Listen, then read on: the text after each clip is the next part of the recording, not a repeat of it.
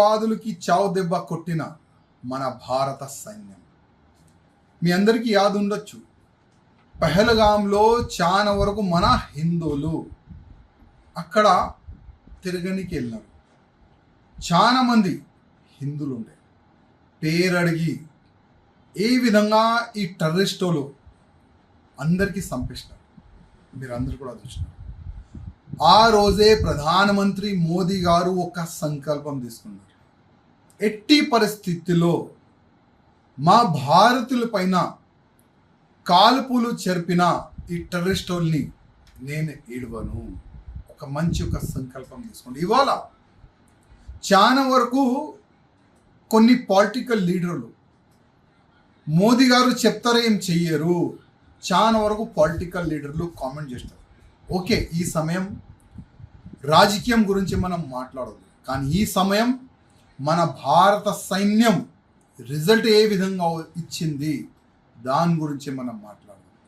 ఇవాళ ఏ దేశం కూడా ఈ విధంగా యాక్షన్ తీసుకోదు, కానీ మన భారత సైన్యం స్వయం ప్రధానమంత్రి గారు కూర్చొని మన భారతదేశ సైన్యంకి ఆదేశం ఇస్తున్నారు, మీరేం చేస్తారు చేయండి. కానీ ఇవాళ మన భారత సైన్యం పాకిస్తాన్లో గుసాంచి టెర్రరిస్టు అడ్డల పైన, అంటే టెర్రరిస్ట్ అడ్డ పైన ఏ విధంగా బాంబు దాడి చేసి దాదాపు 90 అబోవ్ టెర్రరిస్టుల్ని చంపేస్తారు.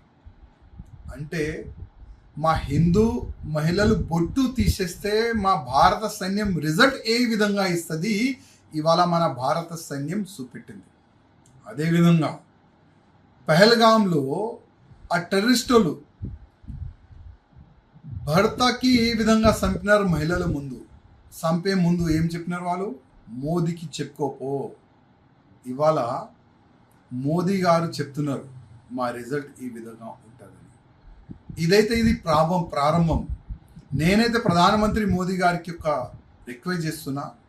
ఇప్పుడు మనం స్టార్ట్ చేసినాం పాకిస్తాన్ పైన దాడు, పాకిస్తాన్ పైన యుద్ధమే స్టార్ట్ చేయాలి నా ఒక నివేదిక. ఎందుకంటే పాకిస్తాన్ ఒక టెర్రరిజం ఫ్యాక్టరీ. మనం ఒకటే చోటుకి దాడి చేసినాం, కొన్ని ఆతంకీయులు టెర్రరిస్టులు చనిపోయినారు, కానీ ఇవాళ ప్రతి ఒక్క పాకిస్తాన్ కోనలో టెర్రరిస్టులు తయారవుతున్నారు. అందుకోసం ఇప్పుడు ఒక మంచి సమయం. ఇవాళ భారతదేశం అందరూ కూడా అనుకుంటున్నారు ఇప్పుడు పాకిస్తాన్తోని అటు ఇటు మనం ఒక యుద్ధం చేసుకోవాలని అందరు కూడా అనుకుంటున్నారు. అందుకోసం ప్రధానమంత్రి మోదీ గారితో ఒక నివేదిక, యుద్ధం స్టార్ట్ చేయండి, పాకిస్తాన్ మొత్తం ఖతం చేయండి. అది నేను మోదీ గారికి రిక్వెస్ట్ చేస్తున్నాను.